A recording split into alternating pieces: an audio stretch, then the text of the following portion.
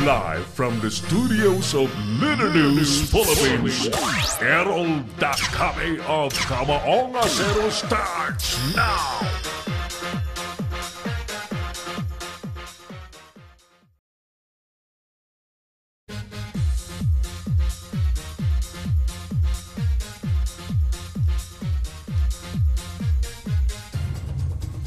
LPA naging bagyong karding na ayon po sa Pag-asa. Trend 2 na tinatawag ngayong trabaho bill lusot na raw sa komite sa Kamara de Representantes. Speaker GMA pinabibilisan po ang pagtalakay sa charter change. Mga economic managers tutugunan na raw ang issue sa inflation na pinakamataas po sa 5 taon. Mga opisyal naman ng Nayong Filipino Foundation sinibak lahat ni Duterte. 30% daw ng MILF na disarmahan na plebisito sa BUL inihahanda na ayon kay Dureza. Police na leader naman po ng Kidnap for Ransom Syndicate nagpaabisong susuko na raw sa liderato ng Philippine National Police. Magandang gabi po sa inyong lahat. Ako na po ito si Errol Dakame. Welcome sa Palatuntunang Kamaonga Zero, ang programang sumasa inyo po on HD quality at napapanood sa buong mundo. Yes, we are worldwide. At binabati natin ng magandang umaga, magandang tanghali, magandang gabi ang ating mga kababayang nasa iba't ibang dako po ng mundo, especially mga OFW na tinatawag po nating mga makabagong bayani. Alright? Sige. Are we good? Are we good today? Ayan. Bakit hindi ko makita yung ating video sa live feed natin? Sige Ayan. Umulit pa tayo? Umulit tayo? Ayan. Nalilito ako rito sa... Mga kaibigan, ngayon po ay Martes at 7 po sa buwan ng Agosto taong 2018. Welcome once again sa ating palatuntunang Kamaonga Zero. Sa lugar po ninyo, kumusta? Maulan ba? Lakasan mo nga ng konti tayo yung aking microphone at headphone. Yung headphone natin para hindi ako magpilit ng boses masyado. Ayan, better. Yung music natin, taasan mo ng konti para... Ayan. Konti pa. Ayan. Sige. Ayos! Areglado. Mga kaibigan, muli po kaming nangingimbita na i-like po ninyo ang ating FB page at mag-comment po kayo sa ating tema sa gabi pong ito. Oras natin ay 18 minutes na po makalipas ang alas 8 po ng gabi. Ang ating topic, mga kaibigan, ang ating survey question of the day ay heto. Heto po ang ating survey question sa gabing ito ng Martes. Ilabas mo tayo, gaganda kaya ang buhay ng bawat Pilipino kung gobyernong federal na ang ipatutupad sa bansa? Ayan, yan yung ating survey question.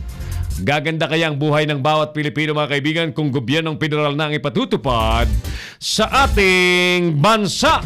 Ano po ang inyong pananaw? Ano po ang inyong opinion? Ano po ang inyong masasabi? Kayo po ay welcome na welcome sa ating talakayan sa gabi pong ito sa programang Kamaonga Zero. At ulitin natin, i-like po ninyo ang ating live FB page ng Leader News Philippines. At by the way, i-subscribe din po ninyo ang ating YouTube channel, ang Leader News Philippines, para mas marami pong nakakaalam sa mga nangyayari sa pamamagitan po ng ating online broadcast platform ng LNPH. Happy birthday muna sa mga may birthday po ngayon. At sa mga may iba pang okasyon ay harinawang kayo po ay maging areglado ang celebration po niyo. Sa mga may piyesta, di happy piyesta po sa inyo. At paalala po ulit sa mga makikidayo, makikitagay, makikikain, ingat lamang. Ingat lamang sa sobrang kain, ingat lamang sa sobrang tagay. Ang anumang sobra, tulad po ng paalala ng mga nakatatanda sa atin, ang anumang sobra, hindi po maganda. Alright, ulitin natin yung ating survey question. Itinatanong po natin sa publiko, no? Sa taong bayan, Ano po sa palagay ninyo, mga kaibigan ko? Bayan, gaganda kaya ang buhay ng bawat Pilipino kung gobyernong federal nang ipatutupad sa ating bansa? Doon po sa mga nais tumawag, nais pong marinig mismo ang kanilang tinig, maliban po sa comment sa ating live FB page, pwede po kayong tumawag sa 0927-494-2175 at 0949-736-5000 sa mga smart subscribers. Alright. Ulitin natin ang ating globe number sa ating program para makasagot kayo sa ating survey question na gaganda kaya ang buhay ng mga Pilipino. Bawat buhay po ng kababayan natin kung federal na ang gobyernong ipatutupad sa ating bansa. Si Darrell Solis de la Vega. Buena mano sa ating palatuntunan. Thank you, Darrell. Tagasan ba si Darrell Solis de la Vega? Kumusta po kayo sa inyong mga lugar sa mga oras pong ito? At mamaya ng konti, yung detalye muna ng bagyo unahin natin, mga kaibigan. Sinasabi po ng Pag-asa na yung binabantayan po sa may Cagayan Province na low pressure area ay tuluyan na pong naging bagyo. Ayan. At dahil po dyan, ang bagyong yan ay tatawagin pong karding. Si LPA ay naging karding na. Na ito po ay magpapalakas ng mga pag-ulan sa iba't ibang bahagi po ng norteng bahagi ng Luzon. Subalit sinasabi po ng Pag-asa na ito po ay hindi naman makakaapekto at sa kalupaan po ng Pilipinas. Pero ito po ay magpapaulan po dulot ng habagat. Inaasahan po na mamayang alas 11 po ng gabi ay nasa loob po ng Philippine Area of Responsibility ang bagyong si Karding. Inuna po namin yan para alam po ninyo na ulitin natin yung LPA ang binabantayan po sa May Apari, Cagayan ay tuluyan na pong naging bagyo. At tinawag po ngayong bagyong Karding. Si Errol Dacame, ang Kamaong Asero. Magandang hapon, Sir Errol. Konsulta Dacame, sabi niya. Good afternoon din, Darrell Solis de la Vega. Si Sir Rafi Bianson dyan po sa lalawigan po ng Batangas. Also join us tonight. Thank you. Sige, so unahin na muna natin ang ating mga balita sa palatuntunang Kamaong Asero sapagkat yan po ang laging buena manong bahagi po ng ating programa. Habang tayo pong lahat ay all systems guna para sa ating paglilingkod ngayong gabi po ng Tuesday. Habang ina-anunsyo po natin that very soon ang ating programa po ay mapapanood na po sa Pinoy Extreme Channel. Isa pong malawakang cable channel, isa pong popular at sikat na cable channel na nasa signal cable, nasa sky cable, nasa cable link, nasa kung ano pang cable sa iba't ibang bahagi ng bansa, and therefore mapapanood po tayo sa telebisyon araw-araw alas 5 hanggang alas 6 po ng gabi. Pero ma-adjust po siguro tayo sa ating online broadcast. Malamang alas 3 tayo hanggang alas 4 po ng hapon. At masa-simulcast po yan sa Pinoy Extreme Channel ng mga 5 to 6 in the evening. Areglado! Sige! Report muna tayo sa oras na 24 minutos na po makalipas ang alas 6 ng gabi. Gawin na tayo dyan sa Senado ng Republika ng Pilipinas. Tayo po yung makibalita. Alam niyo po bang bumwelta ho si Asek Moca Uson sa mga senador? Ang sabi ni Uson, kayong mga senador ang mga bastos. Yan yung kanyang sagot. Dahil hindi po nagustuhan at nagalit po ang maraming senador sa Ipepe at Idede video ni Asek Moca Uson. Kasama po niya yung isang bading, yung isang gay na pinasayaw ni Asek Moca Uson. Sige, alamin natin ang mga nangyari ngayong araw dyan po sa Senado. Si Errol Dacame, ang Kamaong Asero. Alright, sige. Ano kaya ang mga naging aksyon dyan sa Senado? Alamin natin sa latest report ni partner Jojo Sicat, live mula po sa Senate of the Republic of the Philippines. Parang Joe, magandang gabi. Go ahead please. Yes, magandang gabi naman sa kasamang Errol. Kanina ay nagsagawa nga ng pagdinig dyan sa Senado para nga sa 2019 na national budget ng ating mga iba't ahensya ng pamahalaan o ng gobyerno. Kung saan, questionin itong si Senadora Chris po yung pagtapyas nga sa 2019 national budget sa mga mahalagang ahensya ng gobyerno, samantalang dinagdagan naman ng 100 milyong piso ang budget para sa PCOO. Ito yung naging reaksyon ni po matapos na mapag-alaman na maraming ahensya ang magkakaroon ng malaking bawas sa kanilang budget sa panukalang appropriation para sa 2019 na mababawasan ang budget ng Department of Agriculture mula 61 billion patungong 55 billion na lamang. Nabawasan ito ng 10 bilyon sa DSWD mula 141.8 billion patungong 136.6 billion sa Department of Education. Dating 553 billion ay magiging 498 billion na lamang, at sa Department of Health ay dating 107 billion ay magiging 71 billion na lamang. Napakalaki na tinapyas dito sa Department of Health. Ano po kanyang itong kikwestiyonin kapag isinalang na nga itong PCOO, dahil kung kailan sa panahon ng tumaas ang insidente ng gutom at yung presyo ng pagkain doon patatapyasan ng budget ng mga mahalagang ahensya ng pamahalaan.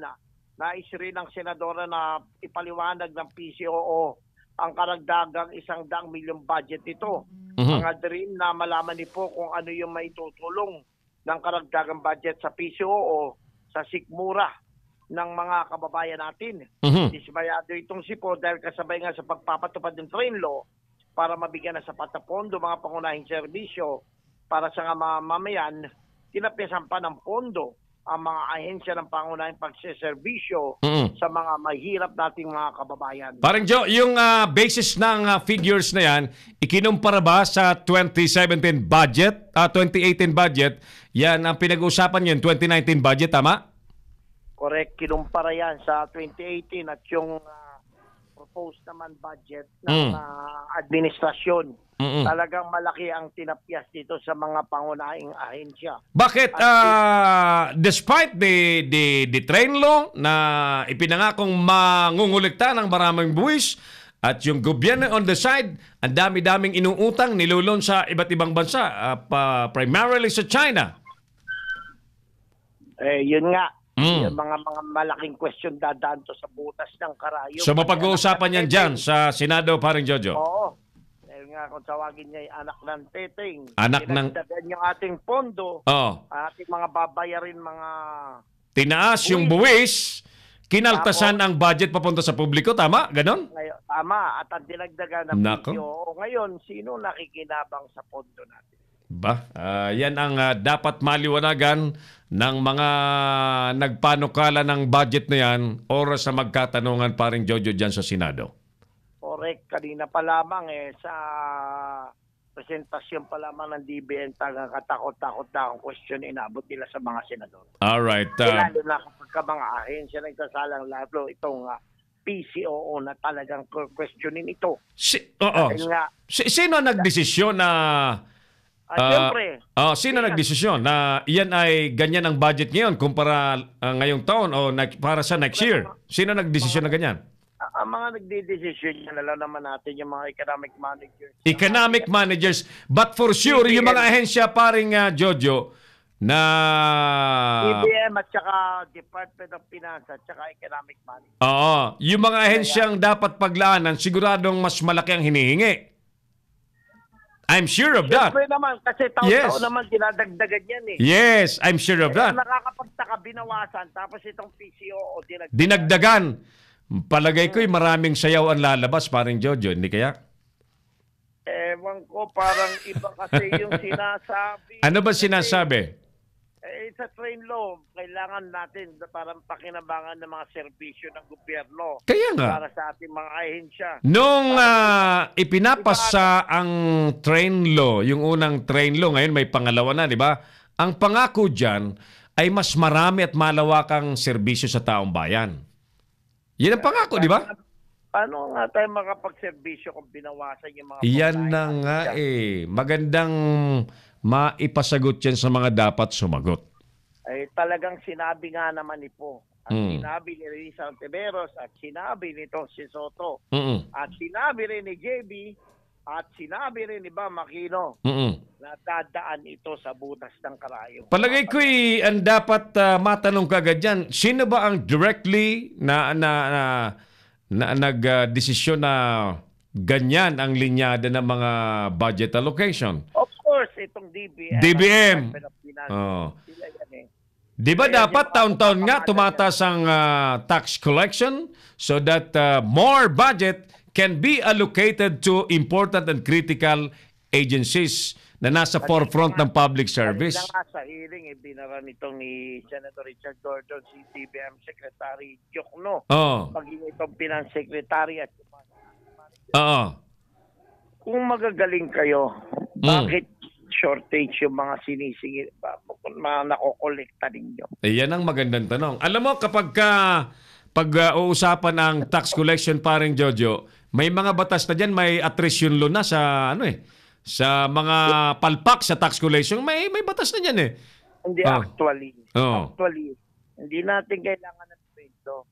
Sa costume pa lang, sumingil sila ng tama at sapat yan sa mga punyetang smugglers na yan. Minsan may mga kapasamaan pa tayo sa media na sumasaw-saw pa. Sumasaw-saw pa, kaya ayan. Yung makokolekta lang sa costume, sapat-sapat na para punan yung pot. Tama ka dyan, paring Jojo. Alright. By the way, may gusto kong itanong, yung mga malalaking korporasyon ba, paring Jojo, tulad ng SM, yan ba'y kasama sa top taxpayers natin? Meron sila dinagdag, di ba? Nag-increase na yung SSS ngayon. Hindi, yung SM. Yung SM. Kasi isa yan sa pinakamayamang kumpanya sa Pilipinas. And therefore, umaasa tayo, paring Jojo, na isa siya dapat sa nasa top 3 taxpayer. Kung gagawin contractual lahat di maganda ang makukolekta. Not buwis. Hindi ba sa pag-contractual, kung hindi na gagawin contractual at regular, maganda-gandang collection makukuha ng gobyerno. Meron naman tayong Department Secretary of Dole. Katulad sa Jollibee. 10,000 lang yung pinapa-contractual nila. Dami. Dapat lahat. Dami. Pinare-regular. Dapat kung regular, talaga irregular na lahat. Sige. So, ma-arswelto ka, 10,000 lang irregular mo. Ano ba naman yan? Ayan. Nasa yan eh. Alam mo bang campaign promise siya ng Pangulong Duterte, pero sinabi niya na rin na kailangan ng Kongreso na magbalangkas ng batas para gawing obligatory na wala ng contractualization sa bansa. Therefore, parang nasa kamay na naman ng mga kongresista. Marami tayong magagandang batas. Alam mo, sa mga Errol.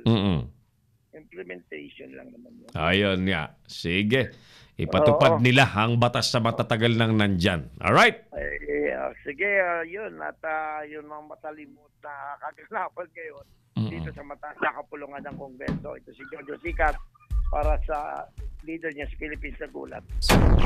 Si Errol Dacame, ang Kamaong Asero. Thank you so much, paring Jojo Sikat, live mula po sa Senado ng Republika ng Pilipinas. Mga kaibigan, muli nating binabati siyempre ang ating mga viewers na nakasilip sa ating programa sa Papua New Guinea.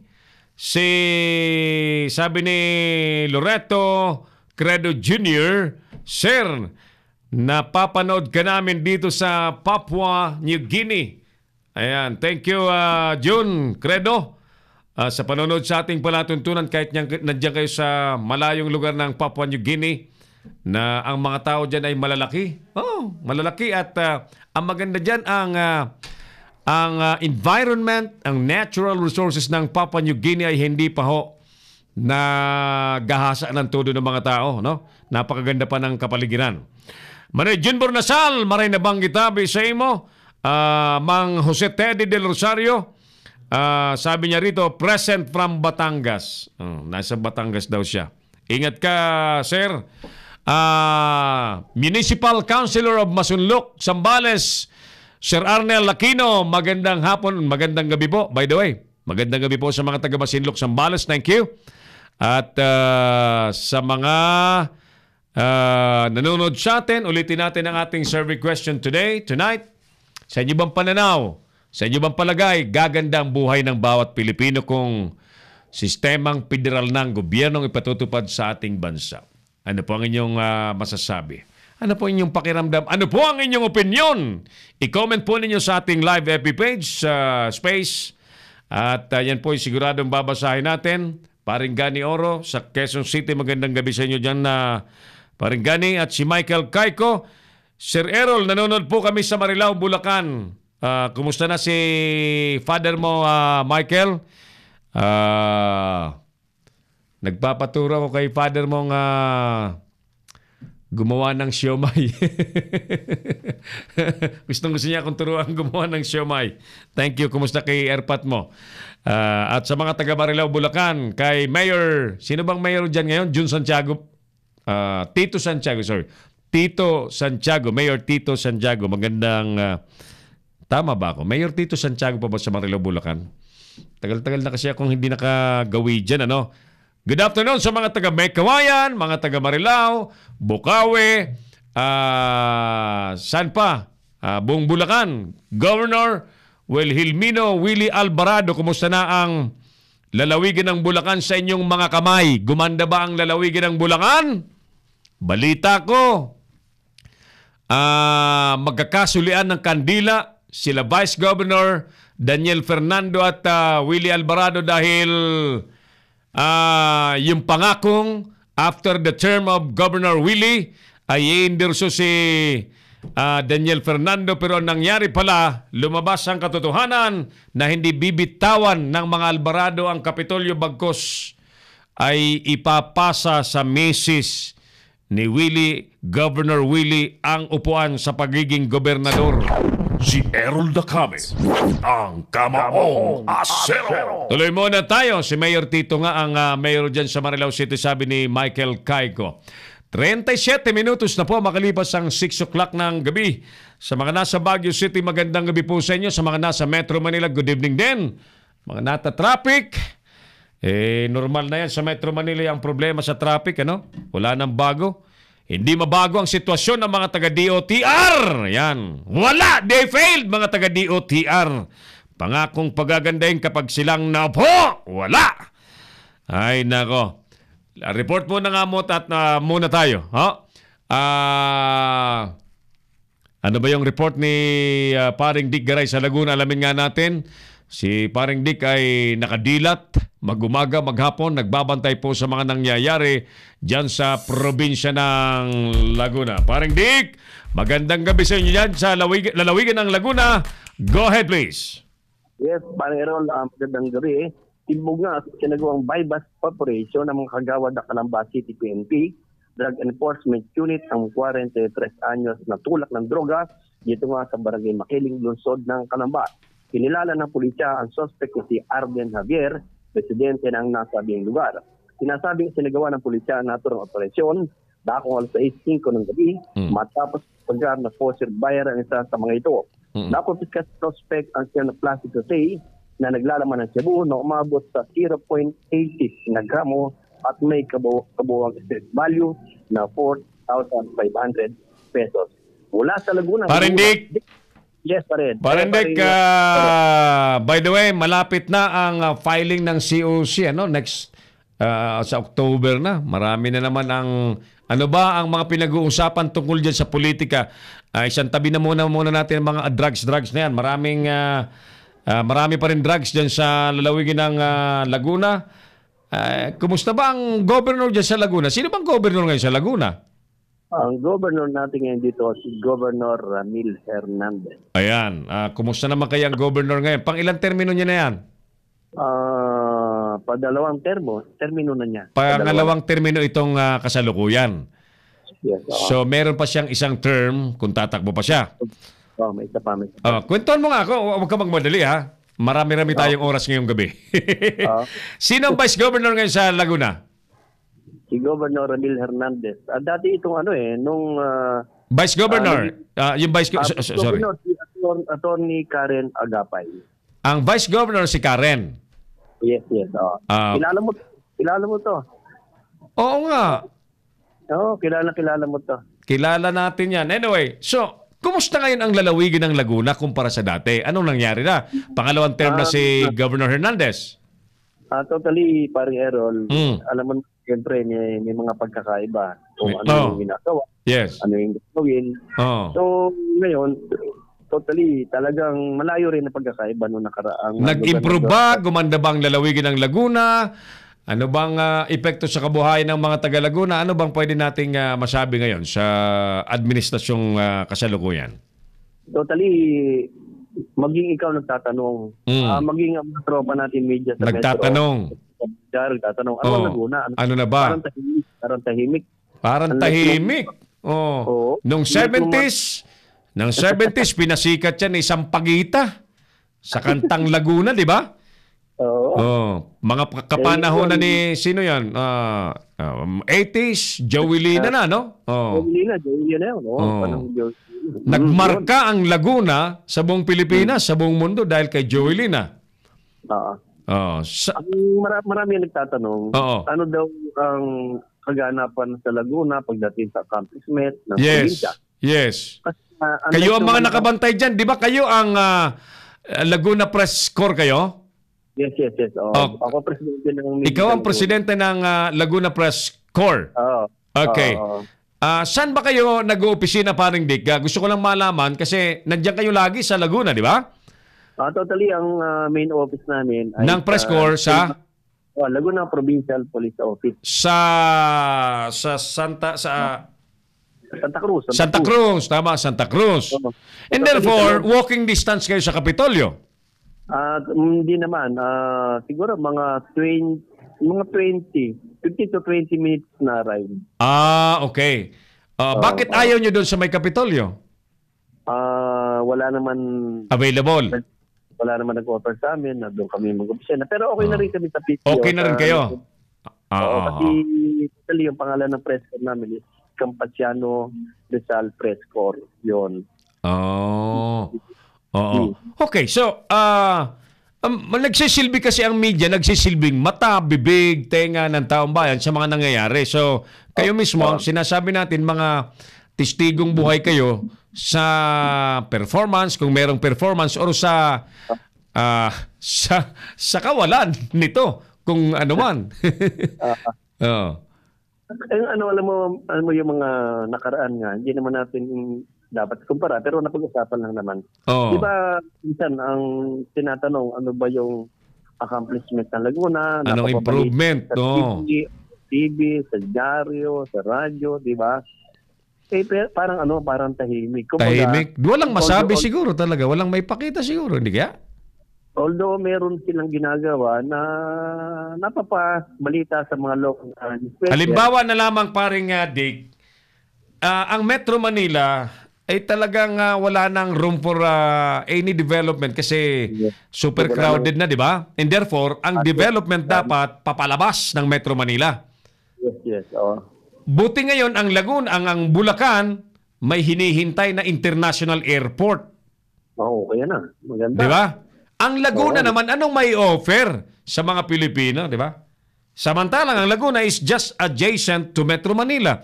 Di ba? Muntinlupa City is part of Metro Manila at pagtawid mo ng ilog, San Pedro City na Laguna. Almost Metro na. Metro Manila na. Isang hakbang lang. Di? Boundary lang. Hakbang mo. Metro Manila na.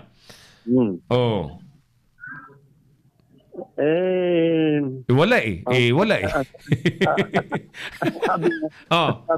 sabi nga ng ibang tropa, unlike yung mga nakaraan, panahon ni former Governor ER, Oo. lahat ng mga ginagawa, kaganapan, accomplishment, whatever, o gagawin pa, napapanood sa TV, napabalita sa radyo, Oo.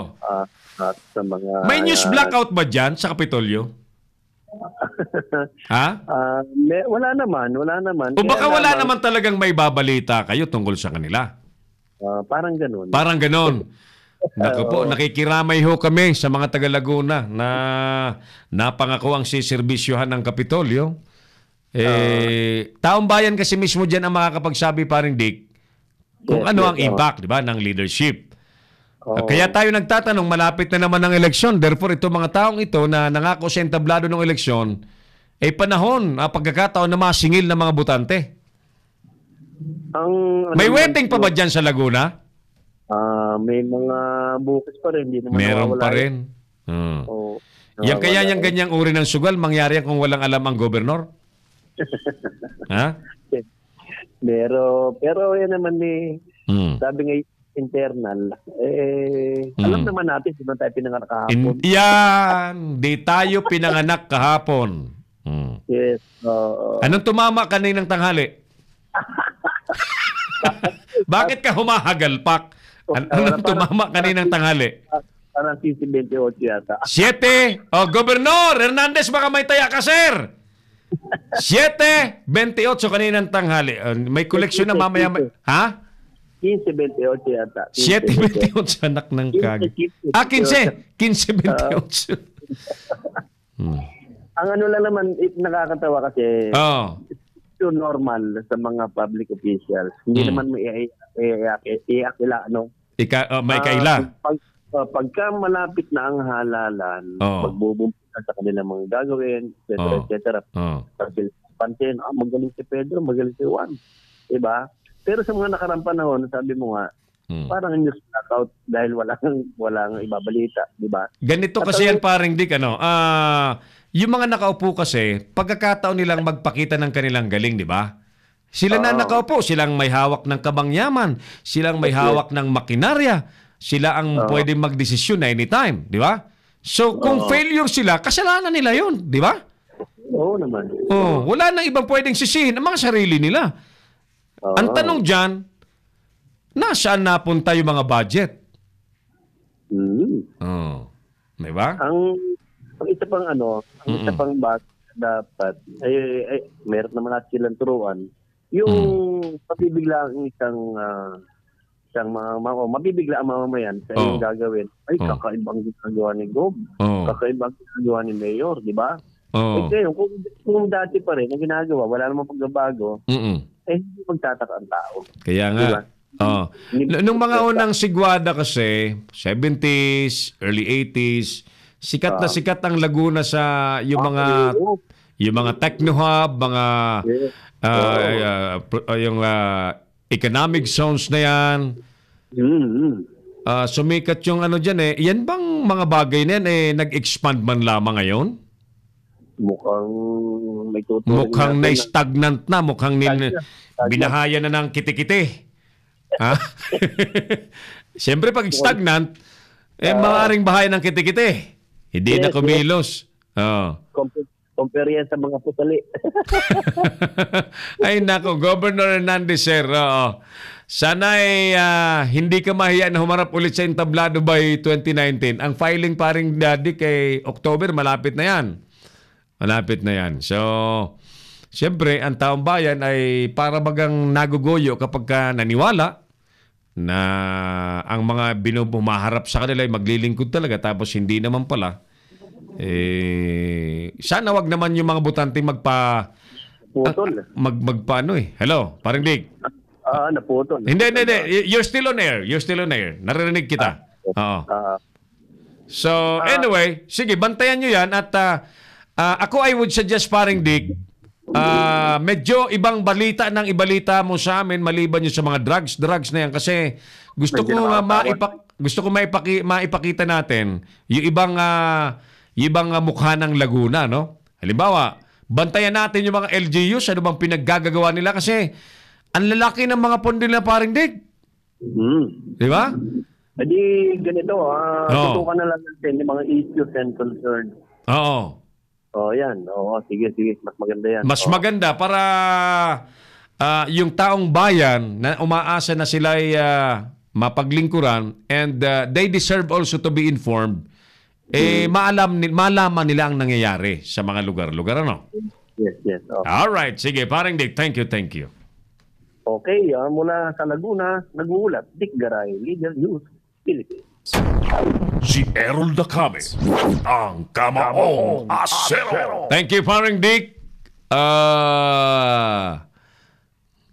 Pagka wala talagang accomplishment ng mga nakaupo, wala talagang may babalita din. Hil Tamayo dyan sa Tacloban, kumusta kayo dyan? Ike Ses sa Boboyo, Primo King sa TV Albay, magandang gabi sa inyo at maray na banggitabi.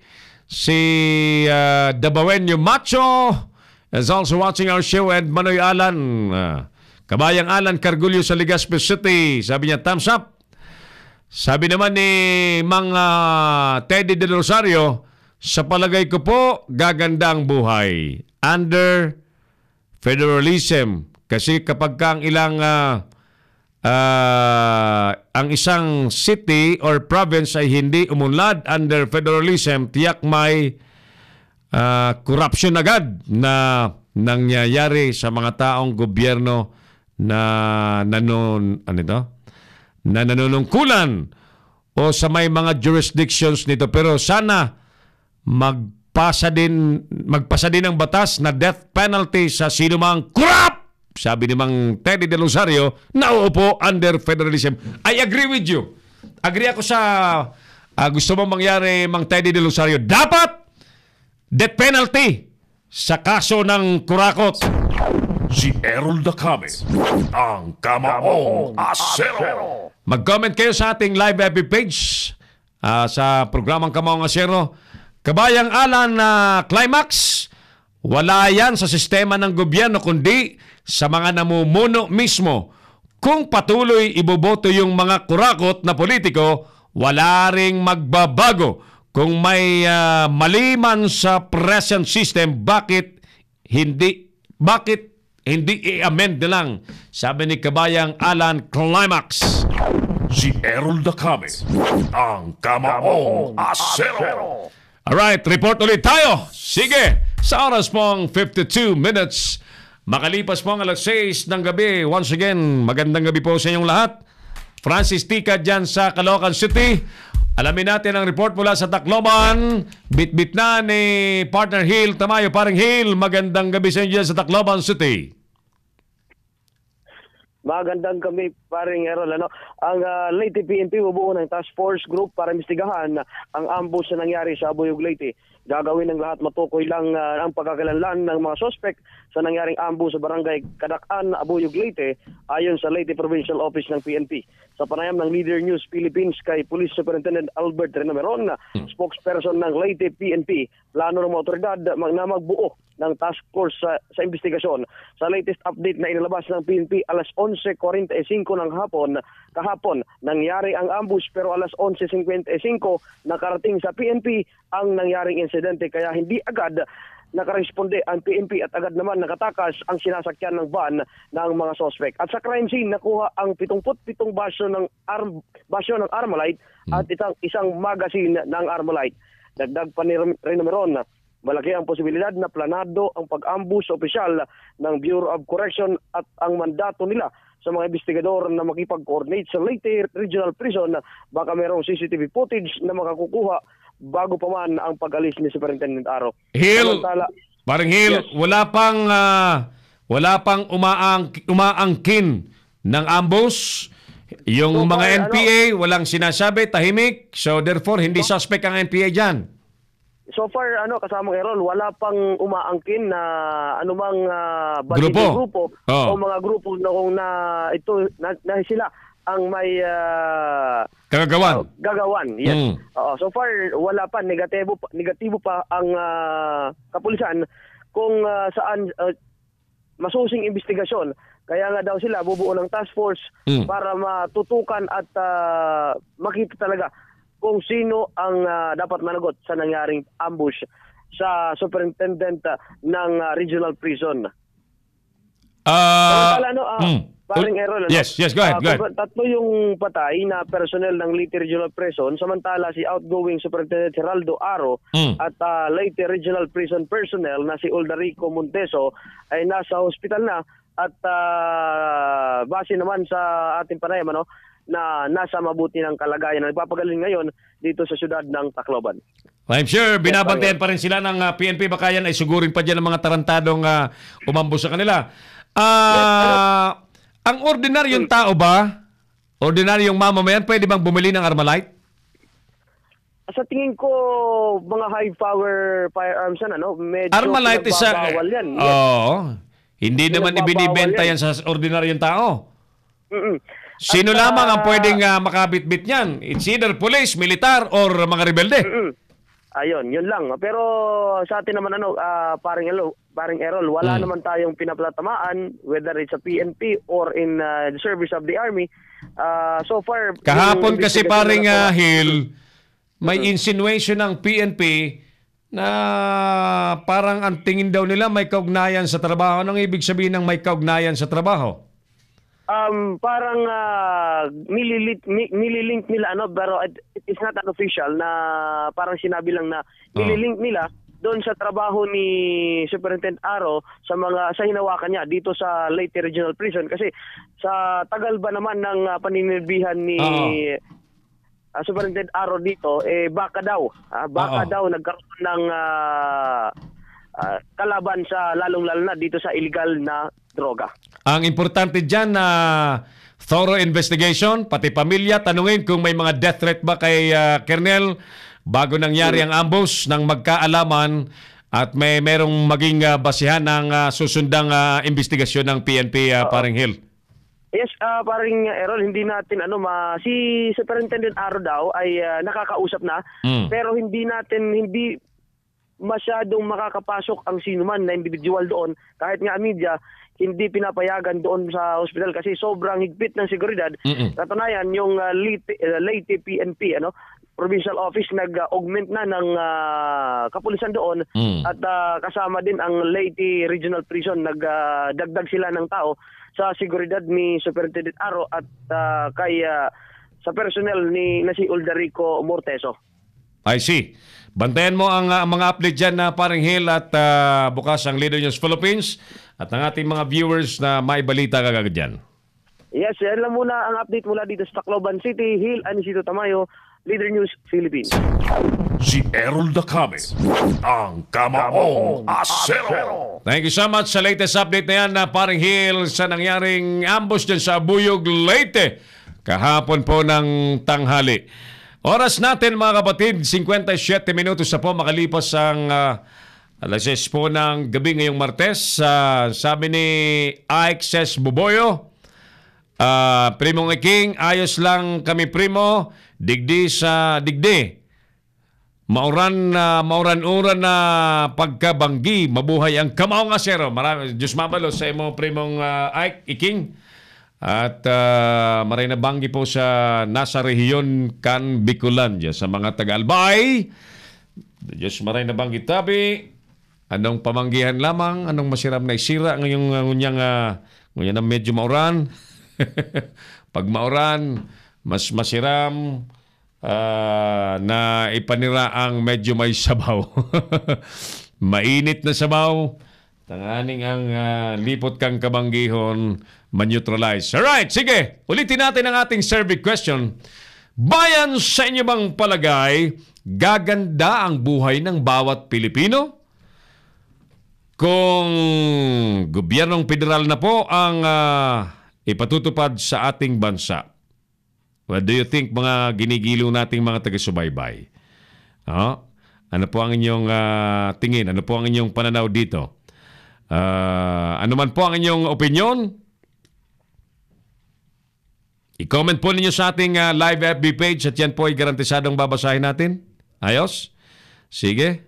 Ito isi-share ko nga ito sa ating mga kababayan sa abroad. Ayan, para mapanood po nila na ang mga kababayan nating mga OFW ay masyado po nating pinapahalagahan, kaya't dapat ay binabantayan pong lagi, madalas, ng gobyerno ang kanilang welfare, at hindi na dapat tayo nag-aantay na may mga na-aksidente pa, may mga naapi, may mga nagiging biktima ho ng pang-aabuso ng kanilang mga pinapasokang amo dyan sa abroad. Ako, ulitin ko lamang yung aking panawagan sa gobyernong ito na lalo dyan sa Middle East, Sa Middle East, identified naman natin ang mga bansang hindi po maayos ang pagtrato sa tao, especially sa mga domestic helpers, na wag na tayo magpadala.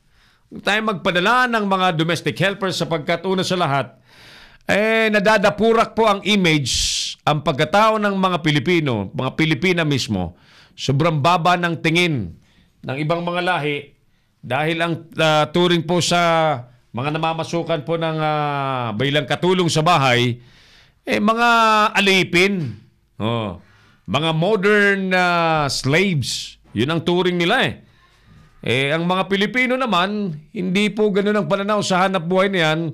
Wala po silang naiisip na ganyan, kundi ang magtrabaho para po sa kanilang mga mahal sa buhay sa Pilipinas. But in general, mga kaibigan, yung ating image as a Filipino ay talagang nadadapura kapag ang turing po sa isang katulong, domestic helper na OFW ay isang alila, isang aliping sa gigilid. Ika nga ng mga ibang lahi, lalo na po yung mga lahing hindi pa sibilisado mismo mga utak, yung mga lahing parang may rabies ang utak. Sa Jordan, may ganyan pa, di ba? Jordan, sa Kuwait, at mga karatig na bansa sa Middle East. Kabayan, happy fiesta tabi sa Tiwi. Mabuhay ang Tiwelbay. Oy, sa mga kababayan ko sa Tiwelbay, mga kababayan ta. Asyeting mo niyan, di ba? Oy, yung kalendaryo natin na Teo, July po. August na, 7. Ang piyesta po sa amin sa bayan ng Tiwi ay 8, 9, 10 ba yun? Ayan. May mga aktibidades na makakulay. Mga kaibigan, isa pong malaking balita sa Kamara, lusot na raw sa komite ng Kamara de Representante ang Train 2. Di ba, naranasan natin ang epekto ng Train 1. Ngayon po ay may Train 2. Pero ngayon daw po ay hindi tatawaging Train 2 yan, bagkus yan po ay pinangalan ng Trabaho Bill. Tawag po tayo sa isang importanteng resource person na may kaalaman sa panukalang batas ng Trabaho Bill, ang ating kababayang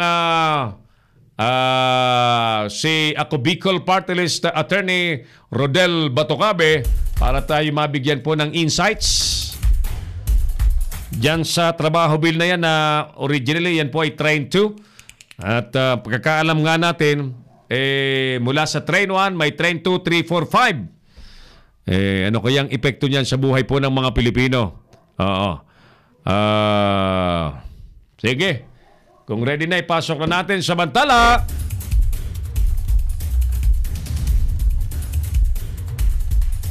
hinihikayat po ni Special Assistant to the President Bongo ang mga Pilipinong adik na voluntaryo na pong magparehab dahil libre daw po ang rehabilitation services ng gobyerno sa mga naging addict sa drugs. Ang isa pong aktibo sa pagkakalob ng budget at pagsuporta po sa rehabilitation ay yung China. Nakakatuwa, no? Ang drug sa Pilipinas, bulto ng drug sa Pilipinas ay galing sa China. At tapos yung China naman ngayon ay tumutulong sa Duterte administration para magpagawa ng maraming drug rehabilitation. Sila. Ang hinihintay kong makita nating mga Pilipino ay matigil ang supply ng drugs galing sa China. Si Errol Dacame, ang Kamaong Asero. Di ba ba? Ang pinakamagandang gawin ng China na itigil Gawa ng paraan na matigil ng supply ng drugs. Kung type nilang drugs, sila na lang. Singhutin nila yan. 24/7, 365 days a year. Di ba ba? Huwag nang idamay ang mga Pilipino. Yan ang hinihintay po ng Kamaong Asero na mangyari. Kasi patuloy ang supply ng drugs. Kunyari ang China nagtatayo naman ng mga rehab. Talagang papatayin mo ng mga Pilipino niyan. Di ba? Samantalang nagmamaktol na po ang gobyerno na yung mga pinangakong loan para po sa mga proyekto hindi pa naman na-release. Ang pangako ay last year pa, 2018 na ngayon, wala pa daw na-release maliban sa kakarampot na para sa isang project yata ang in-release. Iniipit ng todo, bakit kaya? May duda ba sila? Sila ba'y nagdududa na ang perang yan ay, ano ba? Bakit iniipit? Ano ba? Ano bang iniisip ng mga in-check? Anyway, sige, balikan natin yung ating survey question tonight. Gaganda kayang buhay ng bawat Pilipino kung gobyernong federal na ang ipatutupad sa ating bayan? Mag-comment po kayo sa ating live FB page at yan po'y garantisadong babasahin po natin. Saan mang lugar kayo naroon, yan po'y makakarating sa ating palatuntunan sa mga taga Central Luzon. Nako, maswerte yata yung mayor ng Olongapo City, nakadali yata ng status quo order. Madaling sabi, hindi muna sila matatanggal, 15 days yata. 15 days at ang sinasabi yata nilang dahilan ay nasa ilalim ng kalamidad ang Olongapo City. Yung suspension order nailabas na ng ombudsman bago pa man magkaroon ng bahaan dyan ginagamit. Palagay ko mas gugustuhin ng mga nakaupo dyan sa Olongapo na mas tumindi ang baha. Mas tumindi ang kalamidad para may patuloy silang gamiting dahilan, nang hindi po maipatupad ng DILG yung pinag-uutos na suspension order ng ombudsman sa mayor, vice mayor at 7 konsyal yata yun. City councilors dyan sa lungsod ng Olongapo dahil sa kabulastugan sa mga proyekto at pagbebenta yata ito ng public property at pagputol yata na illegal na mga punong kahoy dyan na para bigyan dan ng SM. Mga binentang lupa sa SM. Sarap na nagbebenta. Marami nagkakapera pero ayan naman kapag kagising po ang taong bayan, may bantay sa mga nangyayari at kapag nakita po na dispalinghado ang mga transaksyon, kayong mga ordinaryong tao may karapatan kayong magreklamo. Ayan, sige. Wala pa si Congressman? Ulitin natin at baka mabisi na yan. Nabibisi pa yata yung linya ni Ako Bicol Party List. Alam nyo, nung zona ng Pangulong Duterte, special mention yan yung kababayan nating Congressman Rodel Batocabe ng Ako Bicol Party List. The President mentioned his name na sila po ang masigasig na proponent at nagtutulak po ng train law. Ayan. Sige, tiyagaan nating makausap yan ngayong gabi at nang may paliwanag ano baga ang nilalaman ng trabaho bill na yan kasi originally ang sinasabi that is train to law o bill. Ibang bill sa law. Ang bill panukalang batas. Ang law batas na. Napirmahan na ng presidente, na-publish na sa mga pangunahing pahayagan. Batas na yon. Ayan. So pag bill, it can be a House bill, it can be a Senate bill. Pag House bill, proposed bill dyan sa Kamara. Sa Senado naman, Senate bill, mga proposal ng mga senador. Lahat kaya ng senador ay may mga proposed bill o ang ilang dyan po ay natutulog sa pansitan. Sino kaya dyan sa mga senador ang masisipag? Sino kaya dyan sa mga senador ang pa-cute-cute lang? Si Manny Pacquiao kaya ay maraming isinusulong kayang batas yan. May naipasa na bang batas si Senator Manny Pacquiao? Di ko alam Pag-report nga ulit ni paring Jojo matanong natin. Busy pa ang linya ni Congressman. Sige, bali mamaya-maya ng konti. Kenshin Himura dyan sa Olongapo City, Maring Bing. Kumusta ka dyan? Mainit ba dyan? Bakit tumataas ang blood pressure mo?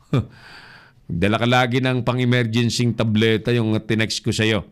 Sir Errol, kung hindi po magkakaroon ng death penalty under federalism, mula din pong saysay ang nasabing batas. Kasi dito yata sa Pilipinas, isinilang ang lahat ng mga lahi ni Judas. Tama ka, Mang Teddy del Rosario. Nasa gobyerno ang maraming Judas, Barabas, na kapag ka nakadawdaw ang kamay sa pondo, biglang ang pera ay i-justify sa paggamit nila ng dispalinghado pong mga dokumento. Yan, para ipalusot ang kanilang mga transaksyon na kapag ka tiningnan sa ibang panig ay illegal. May korupsyon. So tama ako sa panawagan mo na sang-ayon ako. I agree with you na kailangan may death penalty sa kurakot. After all, ito yung pangako po ng Pangulong Duterte, di ba? This is one of his centerpiece program to eradicate corruption in the government. Kaya nga po kahit kasama niya, marami nang natanggal sa Duterte administration. Marami rin na, di ba? Mga may issue po ng kurakot, graft and corruption. Talagang ganyan nasisilaw sa pera. Marami na. Marami na. At tila marami pang susunod. In fact, today, nabalitang sinibak lahat ng Pangulong Duterte ang mga opisyal ng Nayong Pilipino Foundation. Sinibak daw lahat. Palagay ko may mabigat na dahilan yon. For sure. Tingnan natin yung detalye ng balitang yan. Kasi ito'y controversial to. Sinibak ng Pangulong Duterte nga ang buong board po ng Nayong Pilipino Foundation. Dahil po, ito na ang dahilan. Dahil pumasok ko sa lease contract sa isang foreign firm na very, very disadvantageous or lugi ang bayan. Ayan. So, yan pong mga ganyang uri ng kontrata. Kung matitino ang mga namumuno, hindi po yan papayagan. Parang nakita ng Pangulong Duterte na disadvantageous, tinanggal niya yung mga namumuno sa Nayong Pilipino. Marami pang ganyan. Mga disadvantageous contracts and agreement na nananaig, hindi na nalalaman ng publiko sapagkat ngayon po ay wala pang freedom of information. Meron lamang pong executive order ang Pangulong Duterte na hawig sa freedom of information pero hindi batas Ayaw nila na gawing batas sapagkat natatakot mismo lahat silang mga nakaupo na magkaroon ng access ng taong bayan sa mga dokumento especially pertaining to transactions, financial transactions, fund disposition na maaari silang makasuhan kapag ka nagkaalaman. Gusto nila yung nagtataguan Gusto nila yung walang nakakaalam Kaya nga dyan sa ombudsman kahapon, di ba? Kanina, kinukontra natin yung plano ni Martires na lilimitahan daw yung alam ng publiko, yung access ng publiko sa mga kaso na nakasampa dyan. Yan po ay formula ng korupsyon. Si Errol Dacame, ang Kamaong Asero. Ano po sa inyong palagay mga ginigiliw natin taga-subaybay? Gaganda kaya ang buhay ng mga Pilipino kung tayo po ay nasa ilalim na ng gobyernong federal? Kayo po ang sumagot. Kayo po ang magsabi. I-comment po ninyo sa ating live FB page at yan po ibabasahin natin habang hinihintay nating lumuwag ang linya ni Congressman Rodel Batocabe ng Ako Bicol Party List. Alright, sige. Samantala mga kaibigan, meron na raw pong isang daang pulis sa Scalawags. Walang sisihan kung anong mangyari sa inyo. Ayan. Isang daang pulis sa Scalawags. Mukhang binabanta na ng Pangulong Duterte. Sana kaya yung 6,000 Scalawag pulis na sangkot sa drugs na presidente mismo ang nagwagwagan sa unang mga araw niya bilang Pangulo. Pero itong sinasabing bagong 100 pulis, pinagbantaan po ng Pangulong Duterte, naharap po sa mga kasong kriminal at administratibo. Ngayon, ayan. So, ang banta pong yan ay binigkas po ng Pangulong Duterte ngayong gabi lamang sa Malacanang. Sa kanyang mensahe po dyan sa Palace Grounds, re-reviewin daw ng Pangulo ang mga kaso ng mga lespo na sangkot sa sindikato at pababantayan niya sila sa isang special unit. Patayin na kayo. Pag may sumusunod na sa inyo, mga gago kayo. Narinig po ninyo yung aking binalitang may isang kidnap for ransom syndicate na pulis lahat. Ang mga miyembro at ang leader ay pulis. Batch 2010 daw ng PNPA. PNP? Batch 2010. Siguro yung recruit ng 2010. At halos lahat daw ng mga classmate ni Siervo ay sangkot sa sindikato. Nakalatag pala ito, mga nakasign sa iba't ibang presinto, pero kapag kada may operasyon ng kidnapping, nagsasama-sama ang mga gagong pulis. Ayan. Ang lalaki ng mga sweldo ng mga pulis ngayon, pero marami pa rin talagang gago, no? Marami pa rin po ang mga demonyong pulis na dapat maalis po sa pwesto, makasuhan, makarsel. Hindi lamang dapat itapon kung saan. Ikarsel nang magbago sila. Si Errol Dacame, ang Kamaong Asero. Kumusta naman ang Maynila, Rolly Jola? Kasamang Rolly Jola, kumusta ang Maynila? Gumaganda ba ang Maynila o lalong bumabantot? Kumusta ang mayor nyo dyan sa Maynila? Ay nako. So, tuloy-tuloy tayo sa ating palatuntunan. Sa mga may nais pong sabihin patungkol po sa ating tema tonight, you're very, very free to join our program. Gaganda ba ang buhay ng bawat Pilipino kung gobyernong federal na ang mananaig po sa atin? Welcome po ang inyo pong mga opinion sa ating programa. At nasa linya na natin sinong nandyan?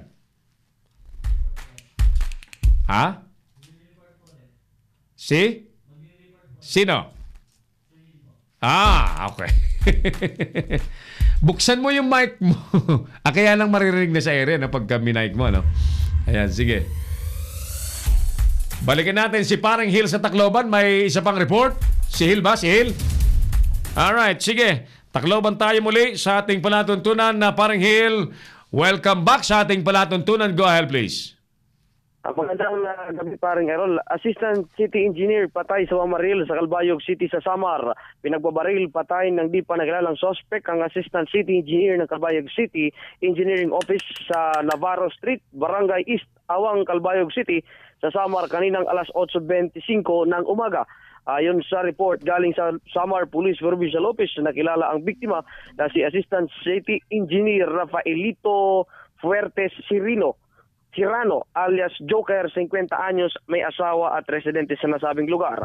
Sa inisyal na investigasyon ng otoridad, nagmamaneho ang biktima, sakay ang single motorcycle niya nang biglang paulanan ito ng bala ng di pa kilalang lalaki at agad naman itong tumakas sa hindi pa naman matukoy na lugar. Samantala naman nakita sa CCTV footage ang nasabing insidente sa pamamaril sa Assistant City Engineer Office at agad naman ito ngayon iniimbestigahan ng kapulisan. Ano ba itong nangyayari sa atin, Paring Hill, sa bansa natin? Araw-araw may pinapatay, araw-araw may inaambos, may niraratot. Ano na ba ang nangyayari sa ating bayan? Diyos ko po. Yun nga ang masaklap, Paring Errol, kung bakit sa dami ba naman ng mangyayari, patayan pa. Alam mo, inaasahan ko, Paring Hill, na sa laki ng pondo ng PNP, sa laki ng sweldo na ngayon, dapat ay nagagampanan nila ang tungkuling proteksyonan ng bawat mamamayan. Ayun. Yung isa ding dito, Paring Errol, na itong Calbayog, natatanda na pangalan ng Kilbayog. Kasi nga, gawa ng sunod-sunod na patayan halos sa oras lang ang pagitan. Sino ang PNP Chief of Police dyan sa Calbayog City? Hindi pa natin nakausap yung chief ng PNP. Siguro makuha tayo bukas ng update kung ano yung naging update na ngayon ng pamamaril dito sa Assistant City Engineer Office na kung saan tinambangan. Hindi natin matukoy ngayon kasi hindi pa nakalabas yung report kung meron ba itong kaalitan si alias Joker, si City Engineering Office officer na related ba sa pamilya o baka naman related sa trabaho. So far, blanco pa ang mga kapulisan kung ano yung motibo sa pamamaril. Para tayong nasa eleksyon na parang Hill, na yung mga patay ngayon ay parang ipinupuntos natin sa chart. Parang, kumbaga sa amin sa Bicol, parang nag-iiskutinyo. Parang paramihan to ng patay. Po, bakit ganito ang nangyayari sa ating bayan?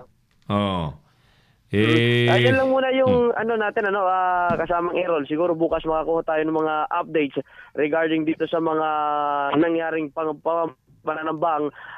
Una dito yung sa ambush, ito din yung pagpamaril dito naman sa bago sa City Engineering Officer ng Calbayog City. Alright. Yan lang muna ang latest update mula dito sa Tacloban City. Hill Anisito Tamayo, Leader News Philippines. Si Errol Dacame, ang Kamaong Asero. Thank you muli, paring Hill Tamayo, live mula sa Tacloban City. Panibagong pagpaslang naman sa Calbayog City.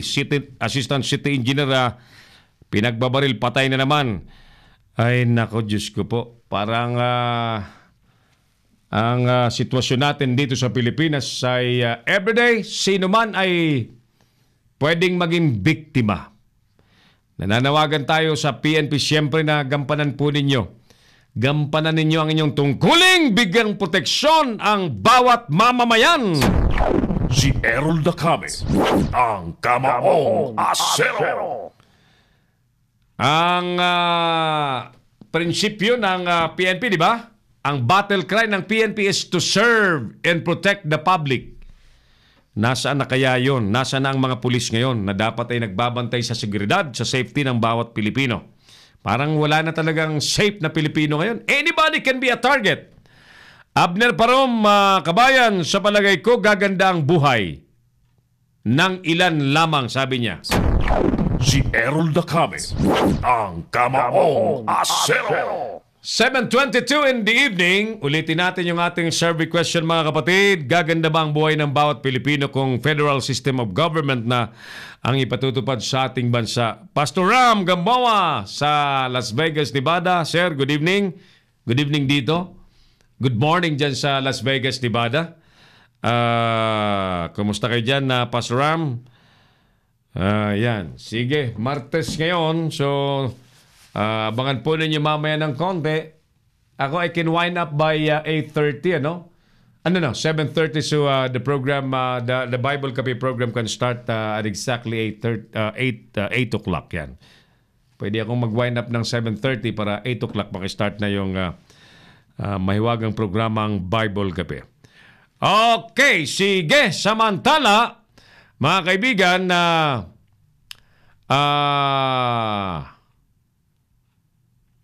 ito nga, yung mga eskalawag na pulis,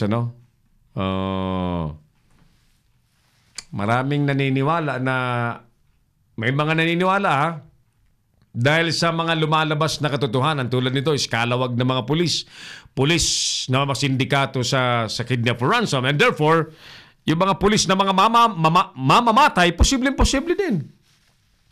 Pulis na gun for hire, posible din, di ba? There's nothing impossible. Sila ang may armas, sila ang nasa uniforme, sila ang may kapangyarihan, sila ang nakakalam, sila ang nasa pwesto. Kawawa ang taong bayan pagka ganito, Ulitin ko, PNP Chief Director General Albayalde, sir, bilisan po ninyo ang internal cleansing sa Philippine National Police because that is one of the best ways na maging katiwa-tiwala ulit ang organisasyon po ng PNP na dati po ay pinagtitiwalaan nga po ng todo-todo ng taong bayan. Ngayon po ay talagang dudang hindi basta nagtitiwala ang publiko sa mga pulis ngayon dahil yan nga sa katotohanan na yan. Na akala mo simpleng kriminal, yun pala ang nasa likod ay pulis.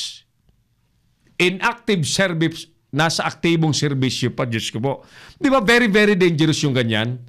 Akala mo, tutulungan ka ng pulis. Ikaw pala ay bibiktimahin ng pulis. Si Errol Dacame, ang Kamaong Asero. Sabi ni Michael Caico, wala po akong tiwala sa mga taong gobyerno na nagmamadaling maging federal ang bansa. Sila pa nga ang kadalasan na may mga balitang kurakot. Parang wala namang nangyayari at iba pa. Parang wala namang nangyayari pa, sabi ni Michael Caico ng Marilao City sa Bulacan. Si Errol Dacame, ang Kamaong Asero. May 7 bangkay naman daw na na-recover, mga kaibigan, sa Tawi-Tawi, habang may 7 pang missing sa lumubog na bangka sa Saba. Palagay ko yung mga mangingisda ito, no? Ulitin natin, 7 bangkay na ang na-recover sa Tawi-Tawi province at may 7 mga nawawala at hinahanap pa. Ang problema kapag ang nasakyan nilang bangka ay maliit, lumubog at hindi kagad na nasagip, walang nakakita, hindi na rescue kagad, ay napakahirap ng kahit marunong kang lumangoy, pataw-pataw ka sa ibabaw ng tubig, masusunog ang balat sapagkat napakainit po kung tag-init. Kung tag-ulan naman ay talagang ang alon ay napakalakas and the risk of being drawn is very, very high. So, 15 sakay pala ng lumubog na bangka. Ang maswerteng nakaligtas isa. Isa lamang sa 15 ang nakaligtas. 7 ang patay, 7 ang nawawala pa. Ayan. Yung isa hong bangkay na na-recover ay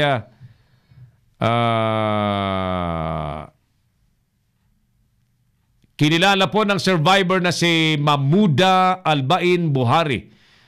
10 years old pa lamang. Diyos ko po, bata.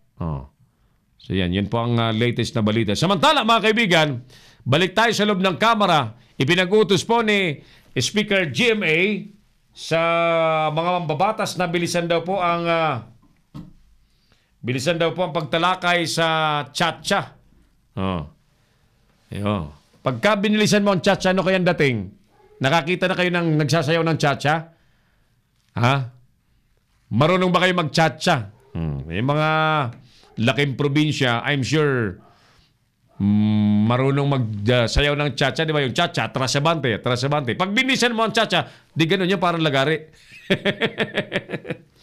Ang ibig sabihin po ng pinabibilisan ni GMA ang tsa-tsa sa kamera, yung discussion po ng tsa-tsa, deliberation ng tsa-tsa, pinabibilisan. Sa Kamara po yan. Pero sa Senado, paulit-ulit na sinasabi po ni Lacson na patay na yung charter change at federalism sa Senado. Si Errol Dacame, ang Kamaong Asero. Ayan. Good evening po sa mga nasa mga bahay-bahay na ngayon, nakaligtas na sa traffic. Sa mga nasa Metro Manila at mga karatig pong probinsya na medyo galing po sa trabaho, pahinga-hinga muna, relax muna, no? Masarap maghapunan kapag galing sa trabaho, kasama mo ang buong pamilya, magkakaharap kayo sa lamesa ng pagkain, masayang pamilya, no? Kahit hindi masyadong maraming pera, ganyan ang simpleng pamilya, napakaganda. Manoy Abner, sabi niya, tango ang alam niya. Easter Busquet Jimenez, Havines pala, Havines, sabi niya, hello. Kumusta ka na, Esther? I understand sila Esther ay dyan nakatira sa Antipolo City. Yeah, Antipolo is a nice place. Maganda ang Antipolo. May 2 akong kapatid na nandyan sa Antipolo City. Kumusta kayo dyan sa Antipolo City? Si Hermanong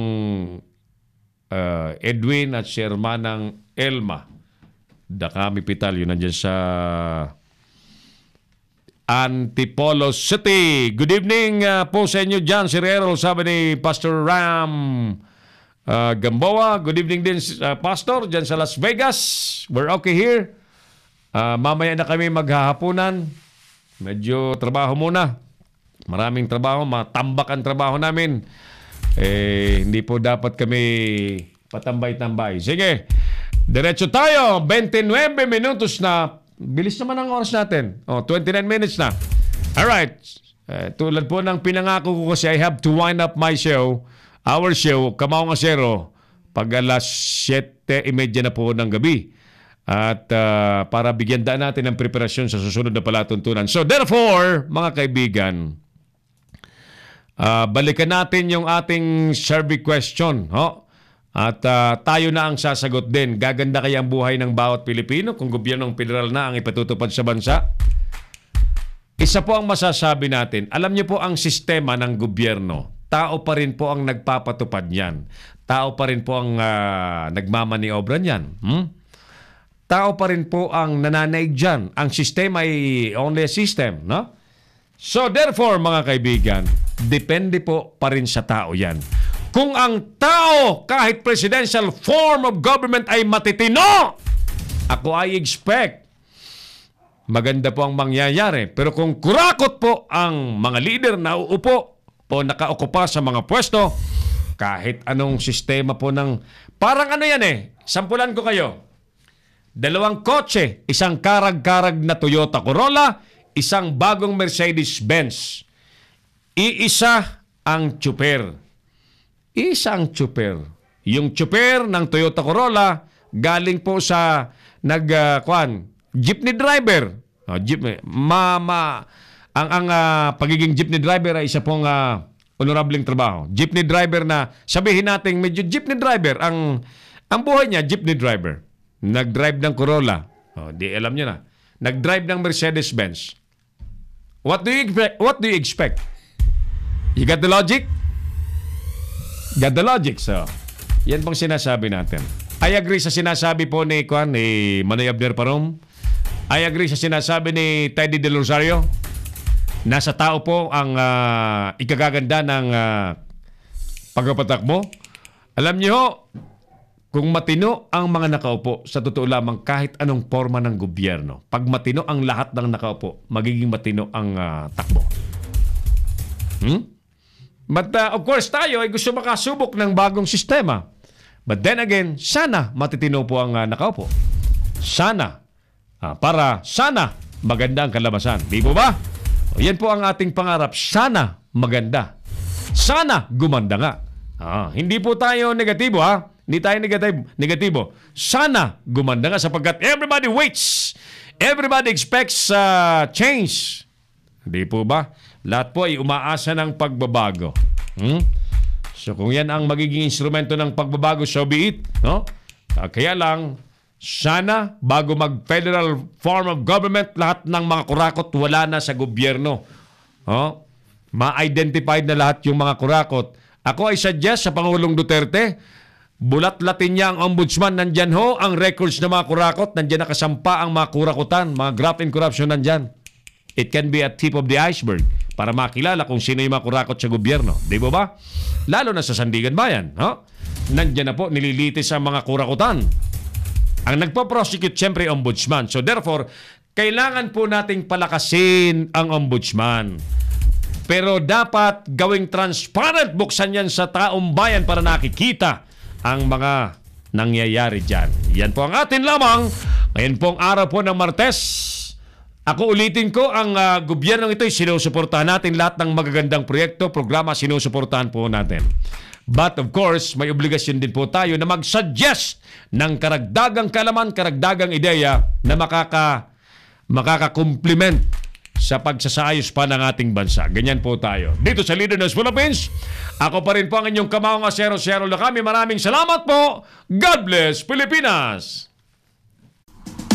Inyong napanood ang mga batas na banat ni Errol Dakami sa Kamaong Asero. Abangang muli dito sa Little News Philippines.